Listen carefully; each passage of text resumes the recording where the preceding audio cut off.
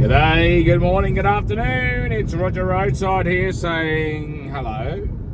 Hello. Is it me you're looking for? Quick one. This is a bit of breaking news. Look at old Roger Roadside. Almost like he's a bloomin' journalist. I'm not.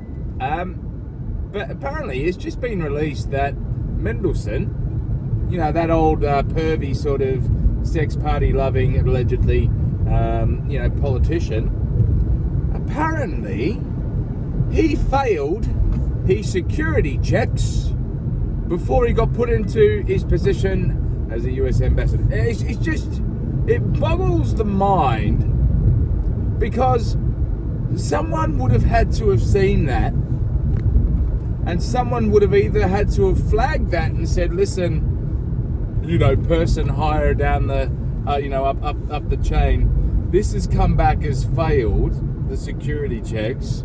What would you like me to do? And said person higher up the chain has probably gone, give me a few moments. He or she has probably gone higher up the chain and said, listen, whoever makes the decision, whoever puts the cabinets together, whoever puts the people in their position, whoever put Angela Rayner where she was, and all those other people where they supposed to be, whoever made those decisions must have been informed that Mandelson didn't pass his security checks, but still gone, don't worry about it, just put him through, don't worry about it, I'll fix it, don't worry about it, we'll pretend this never happened, because that's essentially what's happened. And Jiminy Crickets, who is the person that's in charge of putting things together and putting the people into their positions? Who would that be? It's Sir Keir Bloody Starmer, the original Dalek from Doctor Who, Sir Keir Starmer. I mean, what a shit show. What an absolute shit show. This guy has single-handedly fucked this country, and he's only been in power for, 18 months or so? I don't know the exact time, but it feels like bloody forever, but it hasn't actually been that long at all. He is absolutely single-handedly stuffed this country. He's ensured that Labour never...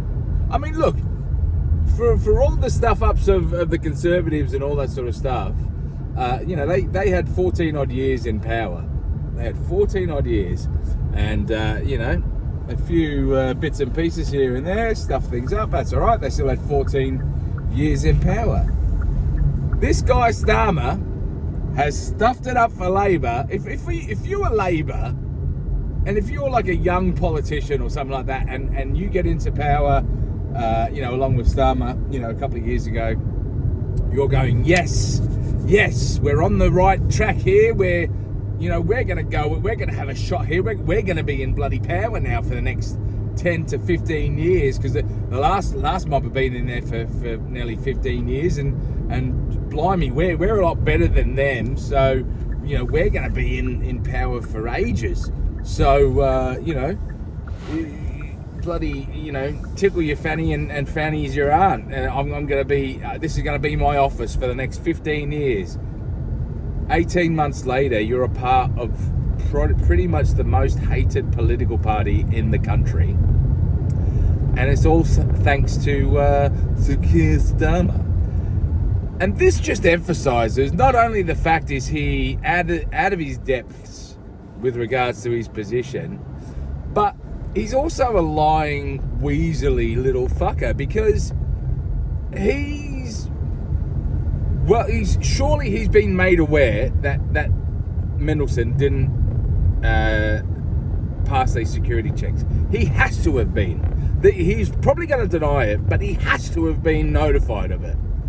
There's no way in hell that any Prime Minister putting together a team of people and putting people into their positions, there's no way in hell that if someone doesn't pass their security test, it's not coming past over his desk. He's not getting a call or he's not getting an email about it. Somebody must have informed him. And he's still gone, don't worry about it, I'll sort it out. And he's obviously forgot to sort it out.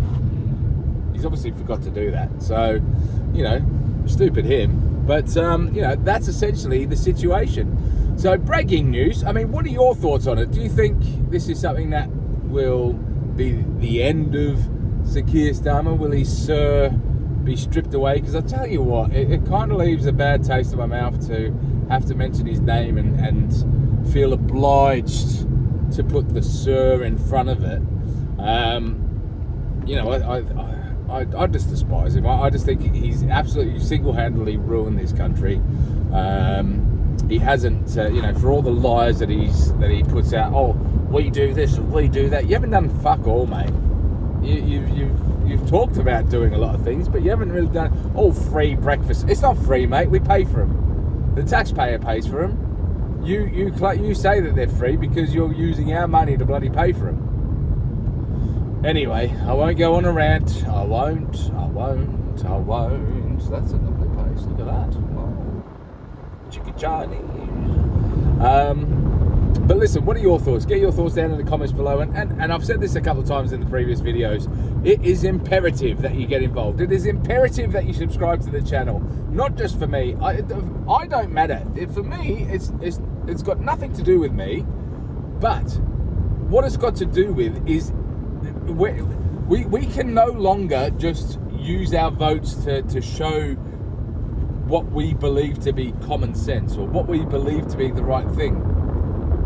Because there's too many idiots in this world, there's too many idiots in this country, that simply just voting is not making a stand and is not getting our messages across.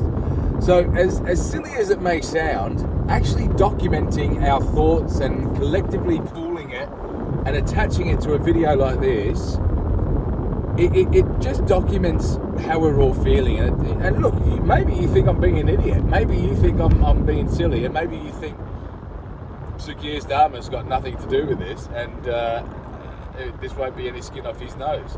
Listen, that's absolutely fine, and I would appreciate you putting that information in the comments.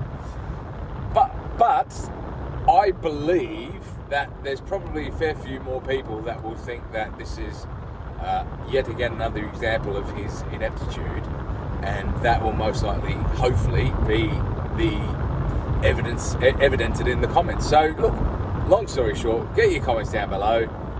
Make sure you subscribe to the channel. It really does help me out. We are very slowly building a platform, but in saying that, I'm very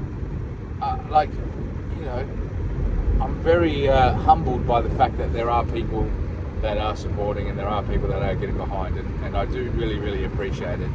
For all, it's a bit tongue-in-cheek sometimes, things that I say, but I think the main thing is that there is a lot of things that are happening in this country that just don't seem sensical, and it's great to have a little space to be able to vent that and collectively share that. So I thank you for supporting that. But listen, this is Roger Roadside saying be good to your mum, and I look forward to reading your comments. All right.